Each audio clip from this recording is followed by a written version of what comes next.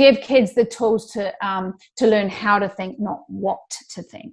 So it's, you know, it's not about what content we fill their heads with. It's giving them the tools to really research, get answers to things, formulate their own opinions, know what is a good source and a not good source. I mean, it's a pretty big societal problem now, I think, of how do you find good, credible information. And that is something we spend time doing with kids. Hello. So today is part 2 / our second episode with Prisma, a full virtual replacement to school, but honestly nothing like school, and in a very good way. So in part 1, we dove into the specifics of Prisma's curriculum with Emily Vino, head of curriculum.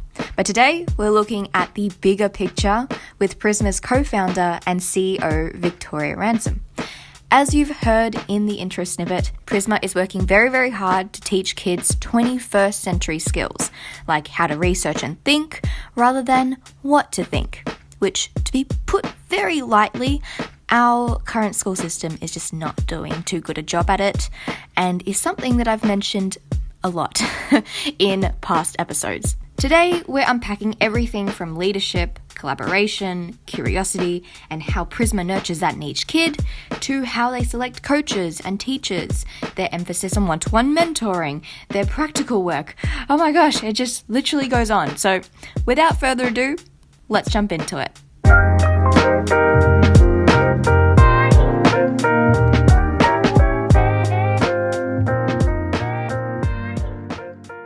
So I have a scenario for you that involves new graduates, and They're all 18. They're all from the same school. They're applying for the same job. And now I haven't specified what job, which makes this question a little bit harder. However, the concept is the same, which is, who would you hire out of these three students or graduates? Fun. Okay. And they have, So they've come straight out of high school. Exactly. They've come out of some sort of schooling, and it doesn't have to be traditional. It could be alternative. Sure. Okay. Very bare bones. I've only written some descriptions for each. So Casey, also 18. Yeah. Critical thinker and adaptive thinker. So if there's a problem, she's able to think outside the box and approach that, whatever issue it is. Yeah. That's Casey. Brendan is Brainsmart. He's got the highest grade out of the year level. So he's dumped it. And he's an incredibly quick learner. Also 18. So Monica, last one. Monica has strong communication skills. Very, very strong. You just see. I know I made it so hard. I'm sorry. And is empathetic. And we'll leave it at that. So I was in for you to talk us through what your thoughts around this hiring process would be, why you would hire someone, why not? Yeah. I mean, you tried to make this really hard, because what I'd really want to do is combine them all, in particular, the adaptability and critical thinking of Casey. For Brian, I'd be less interested when you say he was top of his school and he's smart, but the fact he's a quick learner and the fact he's probably a hard worker, that would attract me. To cut you off a little bit there, why doesn't Brainsmart speak as highly for you as the other qualities? Well, I think it depends. Well, it depends what we're talking about, right? But if we're talking about sort of book smart, like was able to do well on exams, was sort of able to learn a bunch of content. I just think because, and this is a really hard task, and you said it yourself, because I don't know what job we're hiring for, but in general, I just think people who are keen to learn, who are curious, who are have drive, motivation, they can learn on the job. So I'm a lot less interested in what actual knowledge or book smart someone comes in with. And I myself, I think I'm a pretty good example of that, because I studied psychology and Spanish and then ended up doing investment banking in my first job out of college, and I knew nothing about finance, but I managed to figure that out, and there was some training on the job. So I'm more interested about what that says about Brian's, perhaps his drive and his work ethic, than I am about the fact he's book smart or, topped his class, or, and Monica being a strong communicator and empathetic. Empathetic, I would want to expand that to know that she's really good at working with others. She's a great collaborator. I would probably want to broaden that out to a stronger set of sort of interpersonal skills, of which empathy is a really important piece. Choosing one, it's a nearly impossible task because I don't know what we're hiring for. Exactly. Yeah. So perhaps I would go with Casey, because I take it that she's a really good problem solver, and therefore I take it that she could be, and she's adaptive. And particularly when you're hiring someone that early in their career, you want to be able to train them, evolve them, throw anything at them, have them be able to sort of step outside of the box, think outside of the box.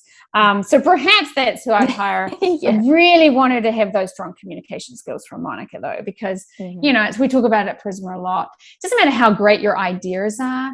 If you can't communicate them well, you just don't get heard. Nobody listens, which is a really difficult thing about the way the world works, but it is how the world works. And so, you kind of need the whole package. But very interesting challenge. Yeah, it is so challenging. And because you don't know the person, you don't know. Right. It's all about, interacting with them, seeing how their minds operate, what sort of ideas that they have, because no matter what, they all have really interesting ideas. And I love how you flesh that out in Prisma, which we will go into in terms of, yes, critical thinking is a huge part of your curriculum. Before we jump into that, though, can you explain why Prisma even exists, why you and your partner had the idea of Prisma?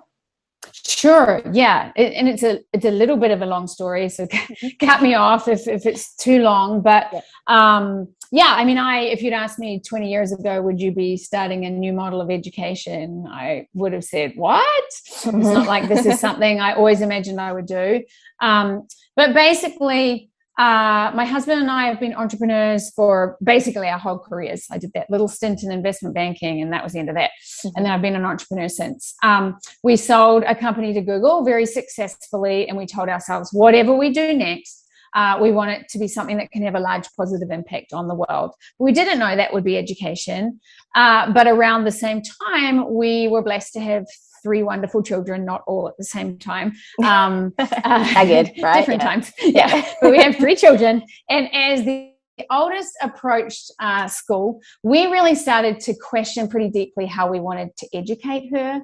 And that was for a couple of reasons. One, actually, is we'd created sort of this very flexible life. We decided whatever we do next, we want it to be a remote venture, and we're both from different countries, so we want to be able to spend time with our respective families in Switzerland and New Zealand. So we realized as our oldest child was going to go to school, we're like, wow, that is going to completely and utterly take away this flexibility we imagined we were building in our lives. But that wasn't the number one thing we were really looking at. We're in an area in the Bay Area where the schools are really excellent, really highly rated, but seem to be creating, not all kids obviously, but an unusually high number of anxious kids, depressed kids that on paper look incredible, but they're feeling pretty lost in their lives and get to college, great colleges, and say, now what the heck do I do? And so we just were worried about putting our children into sort of a pressure cooker environment that, first of all, might take away their love of learning, because that is sort of the foundation of being a curious person who thrives in life. But that also might take away their self-confidence and their sort of their confidence in life. And so that led us on this deep sort of dive to look at, well, what are the other ways we could think about educating our kids? We looked at different alternative schools in the area where we live, and then we started looking at different alternative schools around the world, and we looked at micro schools, and eventually we looked at homeschooling, and actually surprised ourselves by really loving a lot of what we saw about homeschooling. in terms of the ability to tailor the education to the speed and the level and the interests of the child, and to be really hands-on and quite efficient. So we sort of started to develop a plan for how we wanted to educate our own kids, which I'm happy to talk about, but because they're all still little. But what fascinated us was, as we sort of crystallized this vision for a model of education that would really honor the interests of the child, their speed of learning, the level that they're at, that would enable them to learn in a very sort of hands-on way, that would be flexible, both in terms of sort of the child's schedule and the family's schedule, and maybe even geographically flexible. We got really excited by the idea of, well, let's not just solve this for our family. Can't we come up with a model of education that would make this kind of philosophy of education accessible to a wide number of families? And in particular, let's come up with something that, if this works and we see wonderful growth from kids and families love it and kids love it, something that could reach large numbers of kids. Because I think what we found through our exploration is there are really some amazing schools out there, little sort of private, independent, alternative schools, and there's even some small networks of schools, but they're reaching very few kids, but they're not scalable. And so at the end of the day, they're wonderful, but they're reaching very few kids, and they usually have a pretty high price tag associated with them. So we sort of we got fascinated by this idea and spent a good couple of years really researching and thinking and ideating and brainstorming. And then in March of 2020, COVID struck. And totally, well, it didn't strike sooner than that, but that was around the time when it really started to ramp up. And soon after that, it threw the entire education system into turmoil. And at that point, we said to ourselves, there's never been a better time to test out a new approach to education. Like, people will be unusually receptive to new models of education. And it just so happens that the model we've been sort of ideating about is flexible and virtual, and kids can be based at home. And so we went from sort of 2 years of investigating and dreaming about this to, well, it was 5 months of set between when we said we're going to do this and when we launched with the first group of families was about 5 months. So that was a very interesting period, but we pulled it off, and we can talk more about that, but we pulled it off. We're feeling really good about what we've created. Oh lordy, yeah, that progress though, and it's true that this was the perfect time to do it. That people, what are the other alternatives? You have online schooling that can possibly make traditional schooling even worse, and therefore disengage. Like you were saying at the start, that you don't want to make a kid dislike learning, because that's the foundation of how they grow. It's quite ironic that they would associate learning as a bad thing.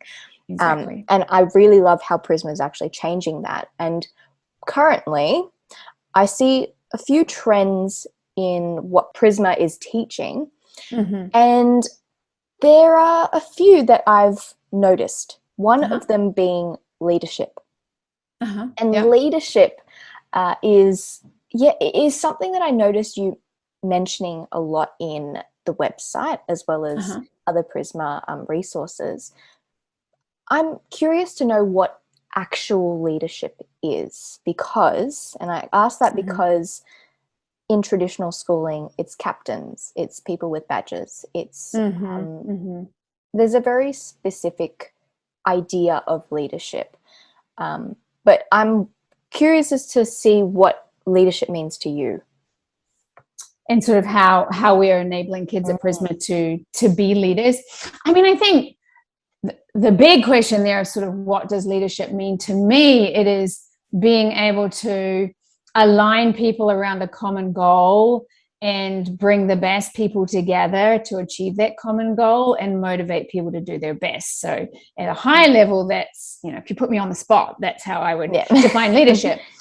Leadership at Prisma certainly isn't associated with sort of hierarchy or titles, or it's frankly happening every single day among Prisma kids in smaller and bigger ways, as they collaborate to achieve things together, basically. So leadership is happening in the daily stand-ups that the kids do when they meet the same small group of kids and their coach meet daily to kind of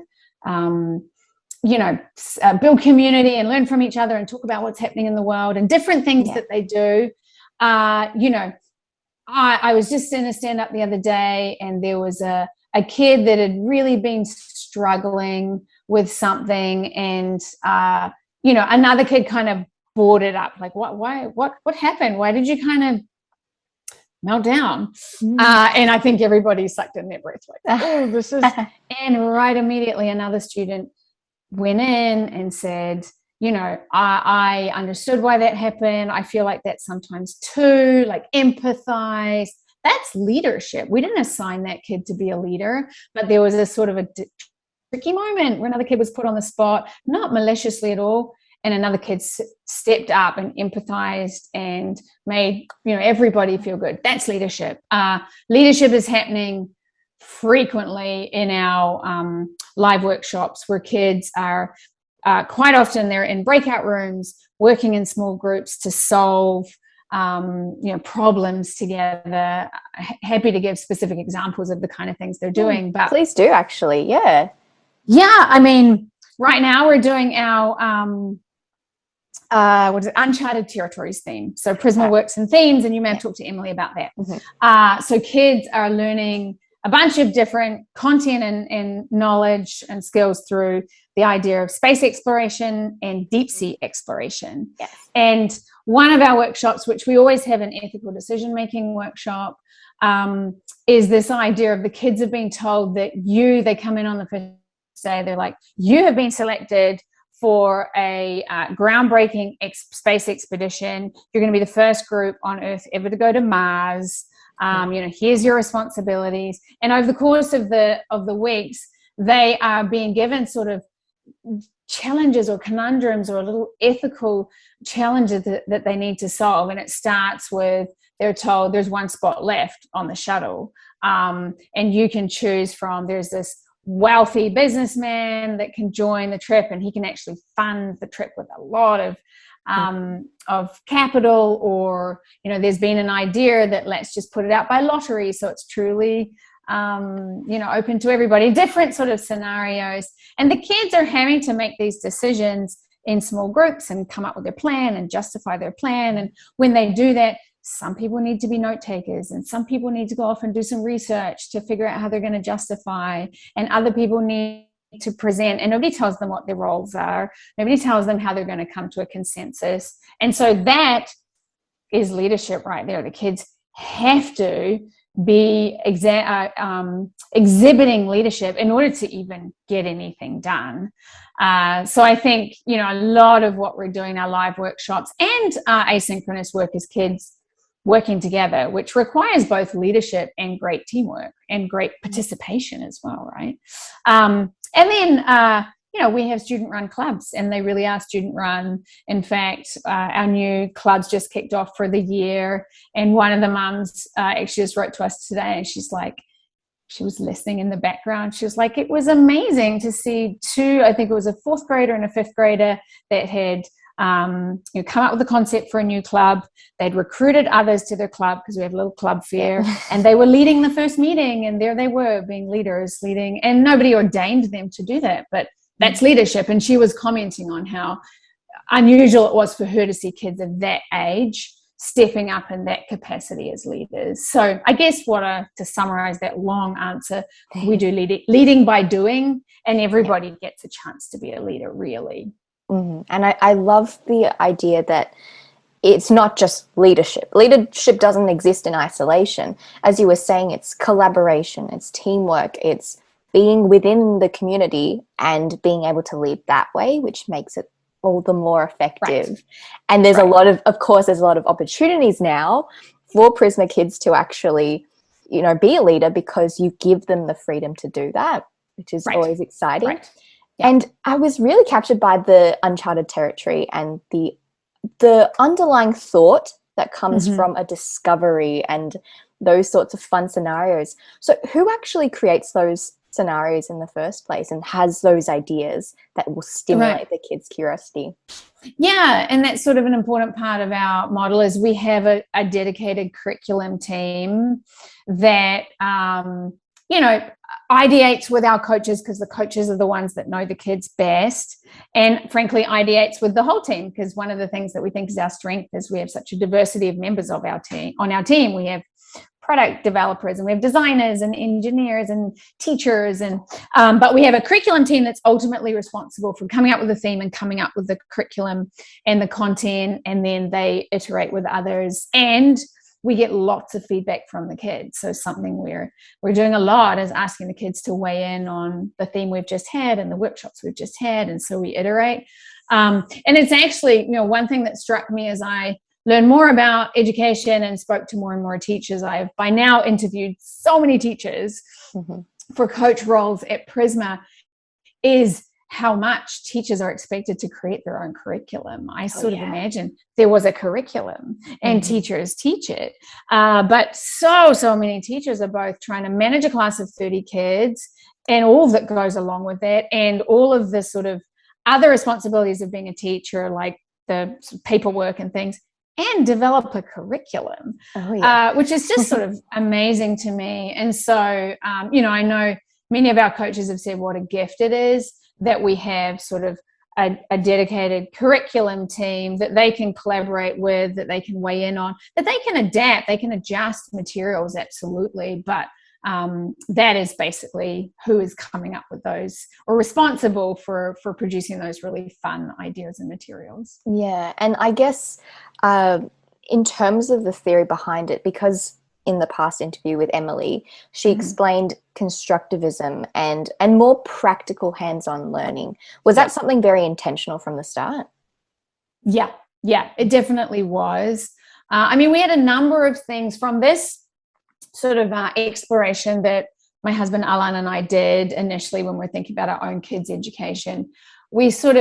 We identified a number of things that were just really, we thought were really important in creating the kind of education. And we haven't talked about this yet, but ultimately we're trying to create a model of education that will prepare kids to thrive in the kind of world that they're going to live in, which we think is, every generation lives in an extremely different world than the previous generation. But I think it's possible that this generation is going to experience a level of change that's just unprecedented.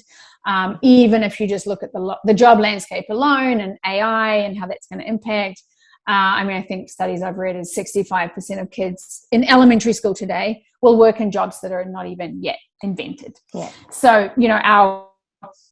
our North Star here is that we want to create a model of education that's really going to prepare kids to thrive in that kind of world.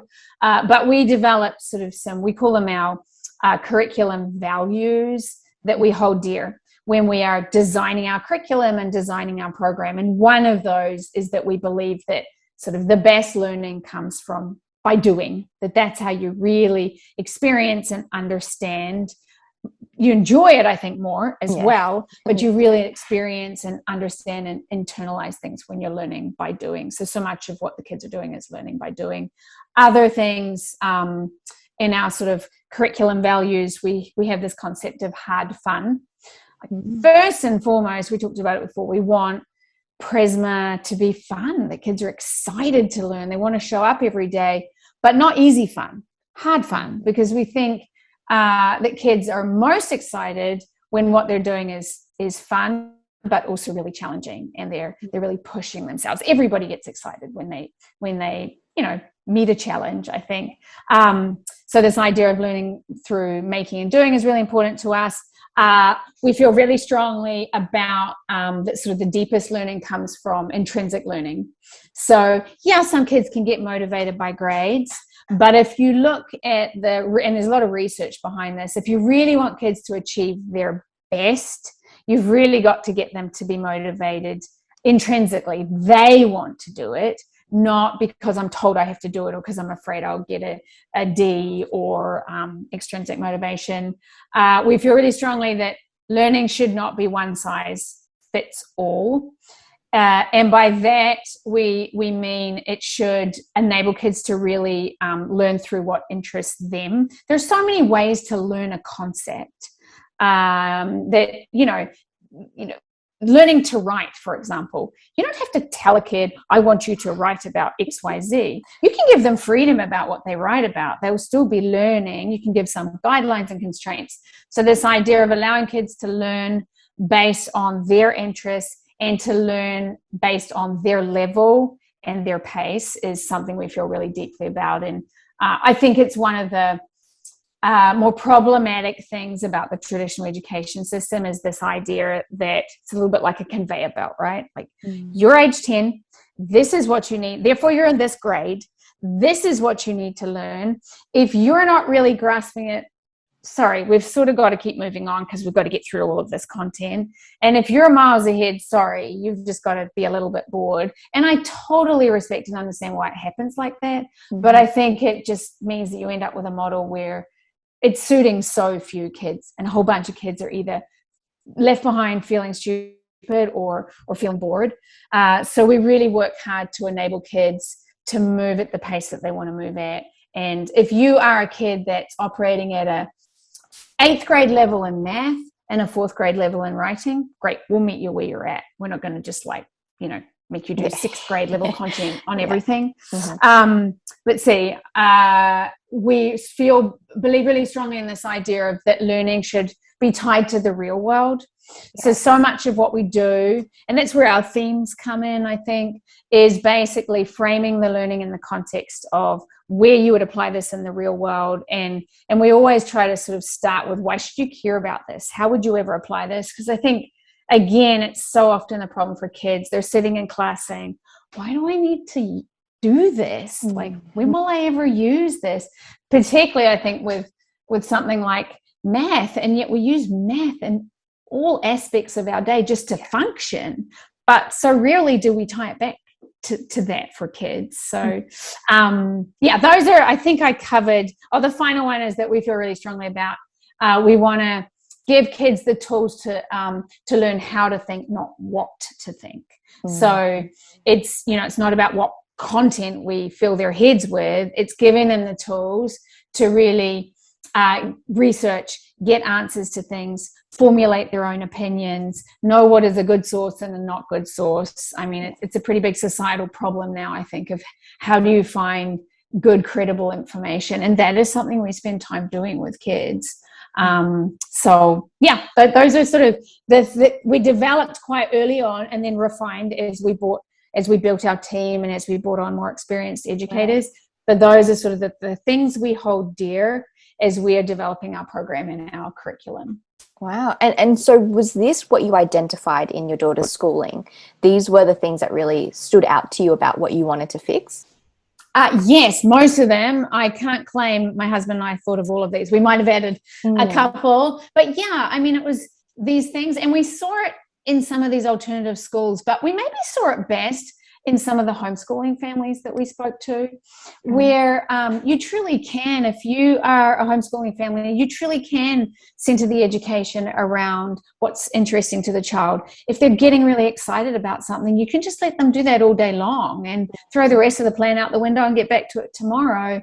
You can really be very I think a lot of homeschool families are really good about making learning hands-on and sort of learning in the community and learning by doing. And the other thing that did strike us about homeschooling in particular was just how efficient it is. Like, I think it was a real eye-opener to us as we started doing more research, how much time is spent in schools. And again, I think no fault of anybody, it's just the way the system is, that's kind of wasted. That's transitions, or that's interruptions, or that's, one study I read said that of the 6 hours that kids spend at school, probably about 2 hours are actually spent learning. And most homeschool families that you talk to would say they can get through sort of the core curriculum or what a kid is meant to know in about 2 hours a day, which leaves the rest of the day for all of these deep explorations. So I think there was something about that too that really attracted us, of like, let's also just be really respectful of kids' time. Like, childhood is short and they spend the biggest part of their childhood in school, actually. So let's make sure that that is a joyous, stimulating, productive time, and that we really respect kids' time. So, And that's that idea of only needing 2 hours to complete the work instead of a whole day, that really reflects 9-to-5 jobs. At least some of them that I've talked to friends who are in 9-to-5 jobs who now in COVID are saying, you know what, I actually like virtual because I'm completing my work in 2 hours and I can go for a walk. I can eat lunch and just chill out because I've done all my work. Yeah. But there's an expectation for you to be there the whole day, despite the fact that you might not even be engaged, you might not even be excelling in that environment, solely for the purpose because this is how it's always been done. Yeah. It's a really good analogy. Yeah. You're right. Yeah. I hadn't thought about that. And I've said that myself with, we always intended to be a fully virtual company or fully distributed company. And then that became the thing that everybody did. And there's downsides. There's definite downsides, but the upsides for me are far greater. And one of them is definitely that you can just be so much more efficient and, you can sort of just block off periods of time where you can really do deep work and get things done. I also personally like, and Prisma kids get this opportunity too, the ability to not be sort of like, to be more flexible with my schedule. So, I might be coming in on a Monday doing 3 hours of deep work, and then I might pick my kids up from preschool and hang out with them for an hour or so or 90 minutes. And then I'll come back and then I'll do some work in the evening, and being able to sort of blend it better with your life is a really nice thing. And actually that's something that Prisma kids can do too. They can get some work done and then they can go out and play basketball for a while and let off some steam and revitalize themselves before they go back in for their virtual workshop, and then they can have lunch with their family. And I think people actually probably all operate a little better in that way rather than you have to sit down and do this. And this really that goes back to personalization though. That goes back to how your lifestyle is, and therefore adapting it to your lifestyle instead of adapting your lifestyle to a curriculum. Right. Quite true. Yeah.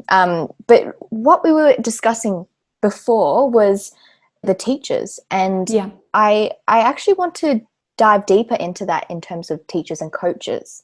So something I saw that was written was, we handpick our coaches for their unique ability to bring out the very best in kids.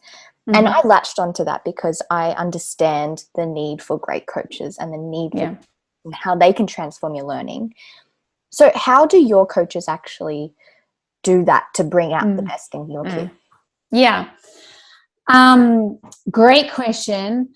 They do that. I mean, first of all, they have to have it in them. So we're hiring people who are deeply passionate about education, who love working with kids, and who have a lot of experience working with kids. And so they have, they have the ability to be able to, for example, if a kid has a special learning need, that is not that they have familiarity, they have experience. So we are hiring experienced teachers, but their role is nothing like, or not much like, a regular teacher, I think.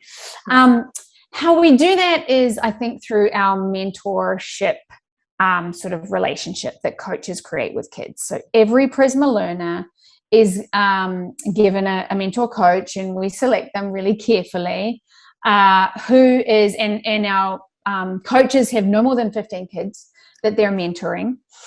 And they meet with those kids at least once a week, one-on-one, but often much more, because they're there for the kids.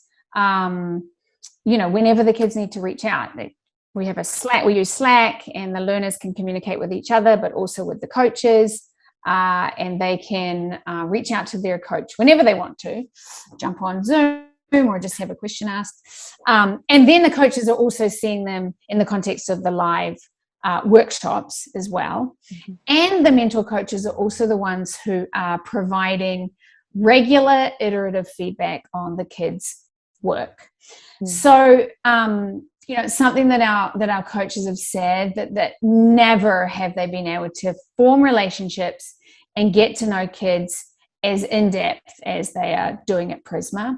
Because you imagine in a regular classroom, when do teachers even get to interact with kids one-on-one? It might happen occasionally at the end of the class when the bell rings and some kids come up to the desk, and maybe in the hallway you say hi, and maybe there's a few kids that are lucky enough to sort of get a lot of attention from the teacher, usually because there's a problem, let's face it.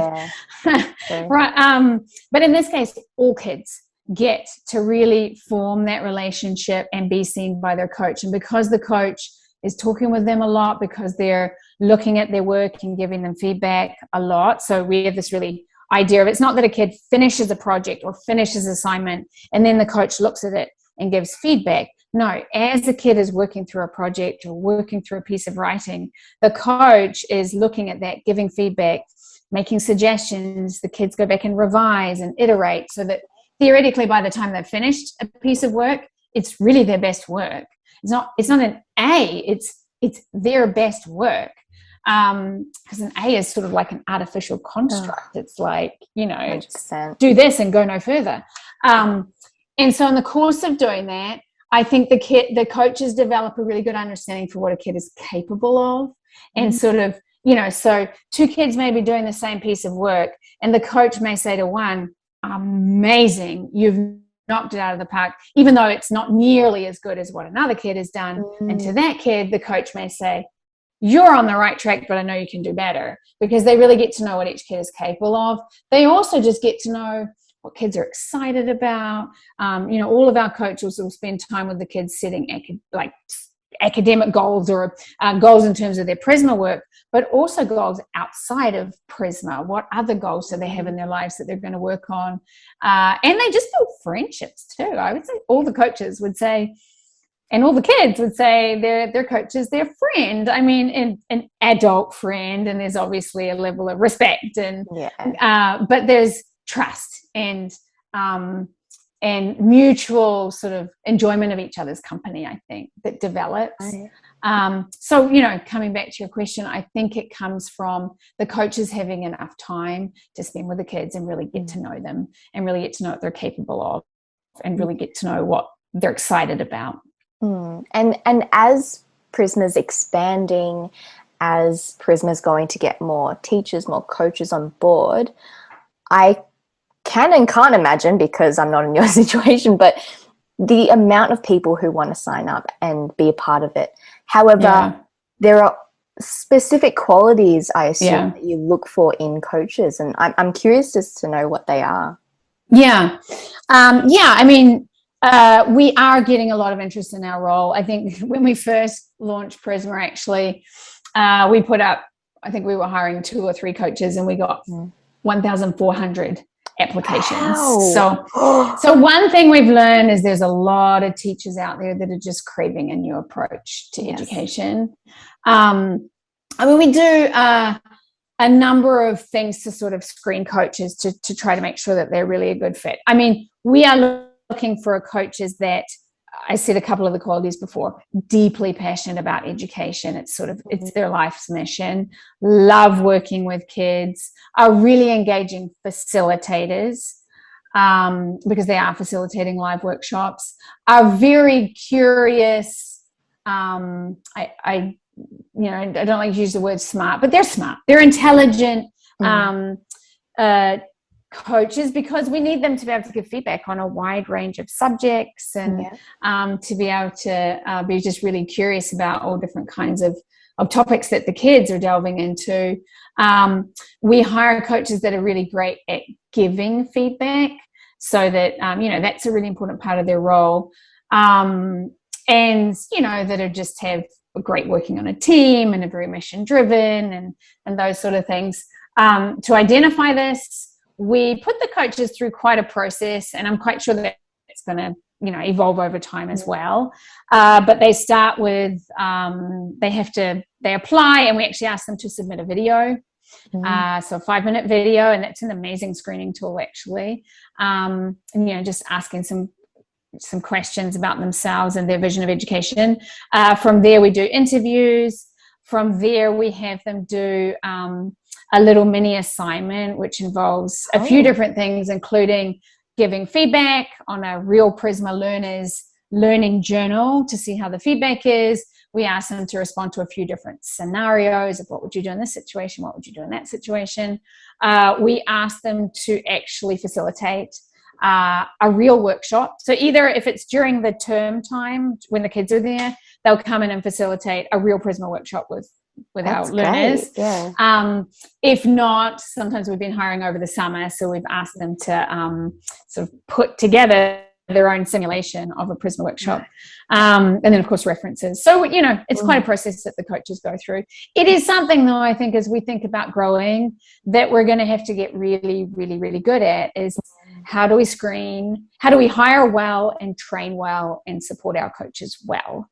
Because there are some educational models out there that I would say de-emphasize teachers or coaches and sort of are predicated on the idea that you don't need sort of a really amazing teacher. You can just have a supervisor in the room or even a sort of a babysitter.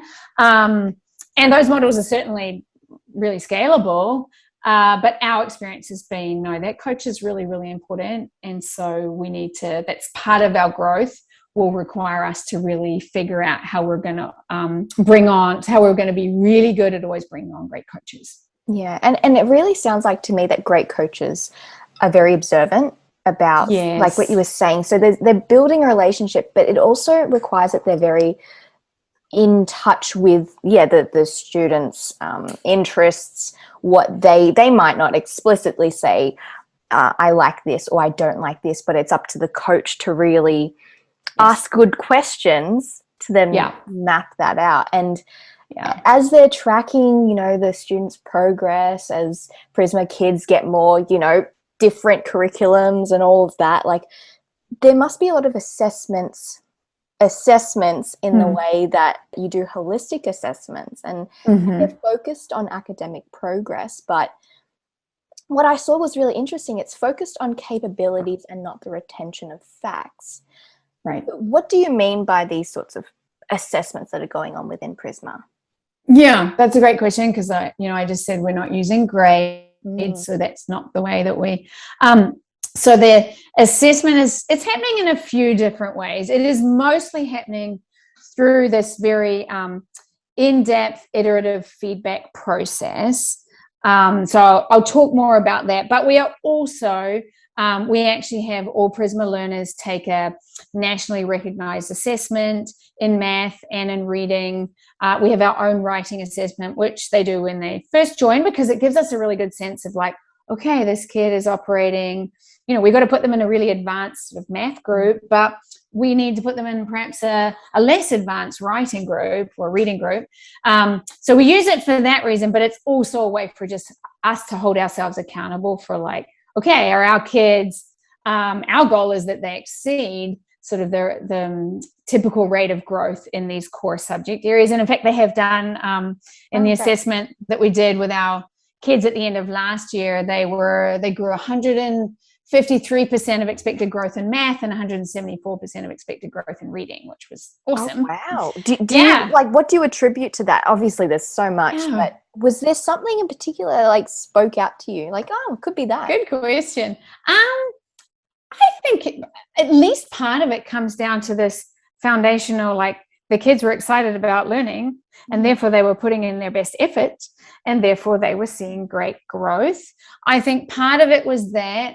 I think as it relates to reading, I think there is just a lot of reading happening in Prisma in really interesting ways, whether it's our book clubs, which I think so far we've just been wonderfully successful in picking books that kids just love. And so we've had these kids whose parents have said, I never thought I'd see my kid pick up a book for pleasure, who's like sitting there on a Sunday curled up, you know, on the couch reading their Prisma book club book, and then they get to, with these themes, just read all tons of really cool articles and that are just interesting. So I think, you know, with the reading in particular, I think we're making it just really much more fun and interesting, and they're doing a lot of it, but it may not feel to them like they're doing a lot of it.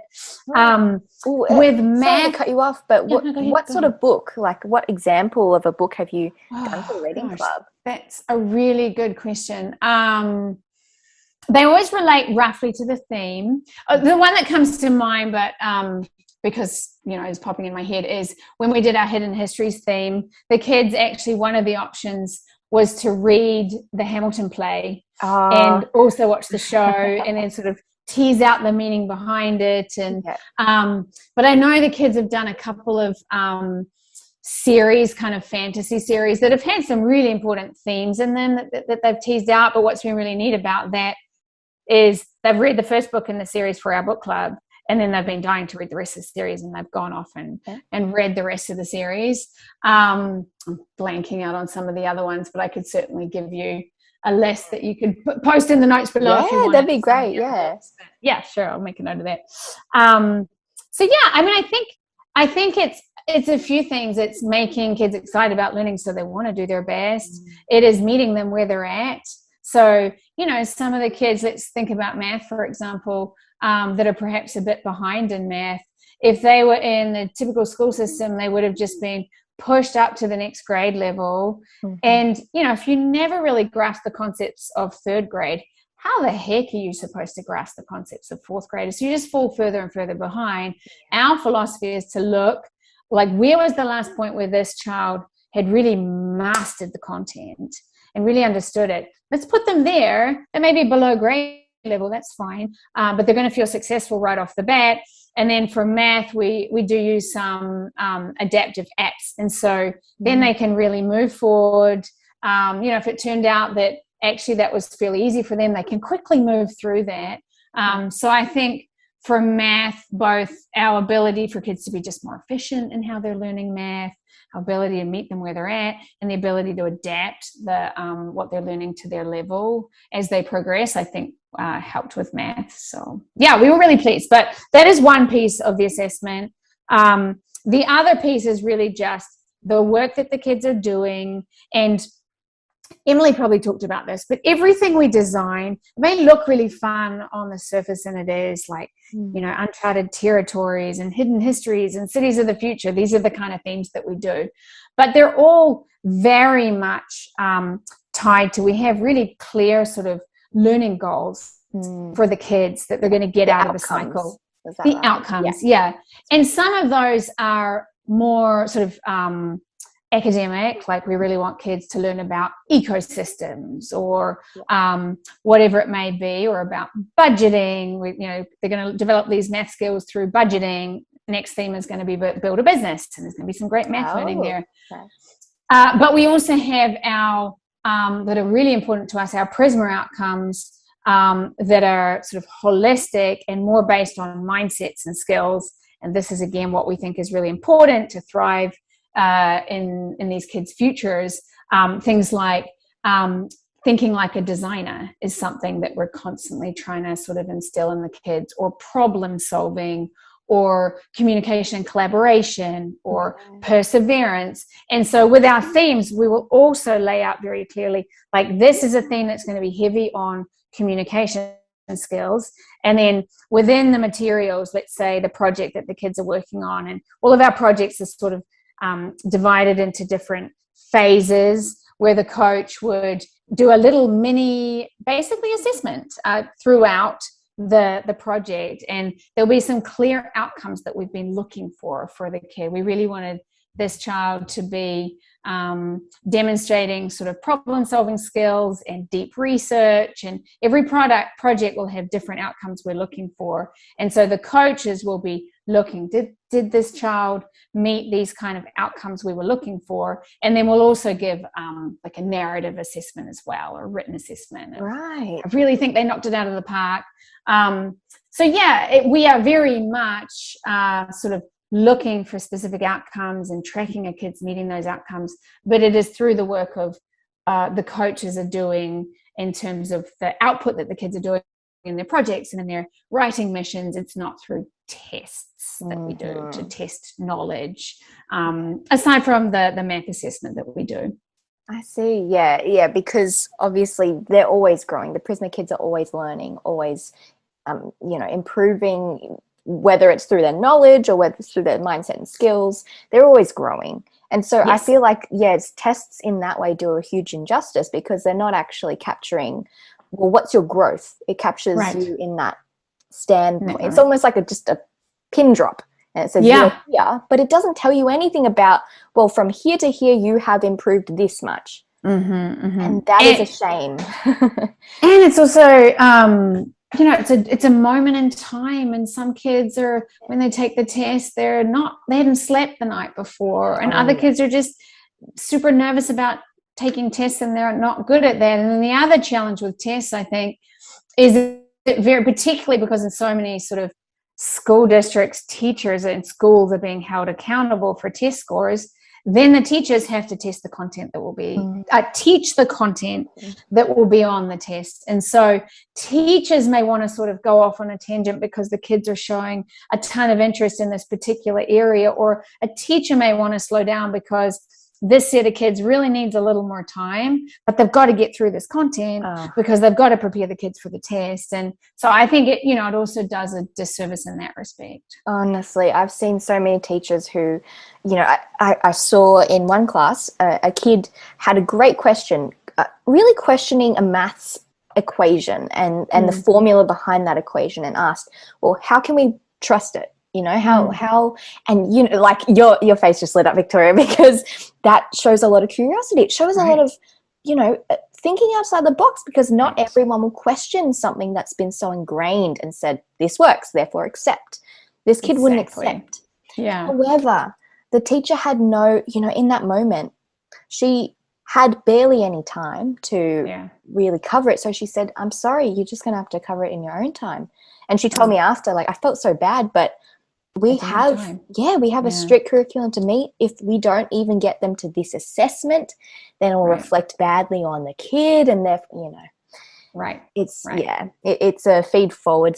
Unfortunately, it's once one kid falls behind, then they will just keep falling behind, and then they'll believe in the end, oh, I'm not a math student. Oh, I'm not. That's what happens. You very quickly, and that's actually part of why we decided to focus on 4th through 8th grade initially, was because as we spoke to teachers, so many teachers told us that 4th grade point is a real turning point, at least in the US. It may be different in Australia, but is a real turning point for where kids both lose that love of learning. Like most kids start school, kindergarten, or enter school excited about school, I think, and thinking it'll be really an adventure. I think most kids start with that mindset. They also, I think, mostly start with the mindset of like, I can do this. And around 4th grade, we heard from a lot of teachers, kids start to both lose the excitement about school, the joy of learning, and start to lose that confidence in themselves. That's when you start to hear, I'm not good at X, Y, Z. And probably no coincidence that is, at least in the US, where standardized testing ramps up. So it's probably not the only reason, but I think that's one of the reasons. It is a trend. But anyway, I know I've held you up for close to an hour now, Victoria. So I'm really, really grateful that you're with us. No problem. And let's sum it up, because, you know, Prisma's doing incredible things, and looking into the future, what you said at the very start is the future's demanding a lot of different things from kids, whether they're in Prisma, whether they're in traditional schooling. And I would love to know, what skill or mindset would you actually be horrified? I use the word horrified very viscerally. Yeah, it's a very visceral word. I like my synonyms, so I've chosen horrified. What would you be horrified if in 2030 we're still not teaching students, whether they're in traditional, whether they're at Prisma, what we're still not teaching them across all schooling systems? Interesting. Skill or mindset, I mean, it's hard to narrow them down. I mean, I think, I think, and this sort of comes back to our philosophy, like that inherent curiosity, that curiosity about things, because if you're curious, then you will seek to learn things. If you're curious, you will be open to reinventing yourself if that's what your career demands. If you're curious, you will question information and be, I think, more open to finding good information. If you're curious, you'll want to learn about other people, and I think be open-minded to other people. So I can't help feeling that curious can kind of be that overarching gateway into all of these other skills that are just so important, like critical thinking and adaptability and being interested in others and open-minded to others and that sort of thing. So for sure, yeah, curiosity, honestly, I 100% agree. It's the basis behind everything. Kind of based on everything. Yeah. Thank you so much, Victoria, for jumping on. It really means a lot. And no problem. I am 100% sure the audience is absolutely, now they're just furiously just Googling Prisma. What is it? Well, I'll give them a hint. It's Join Prisma. Join Prisma. It's hard. It's not prisma.com. So sometimes we're hard to find. Oh, yes, of course. Joinprisma.com. Yeah. No, thank you. Thanks so much. I really appreciate the time. So I hope you enjoyed this episode. Hope it inspired you in some way. If you really liked it, then check out part 1 with Emily Vino, where she really, really digs into the specifics behind themes, behind the structure of the day even, and just plenty more stuff for you to really get your Prisma fix. So enjoy your week, and I will see you next time.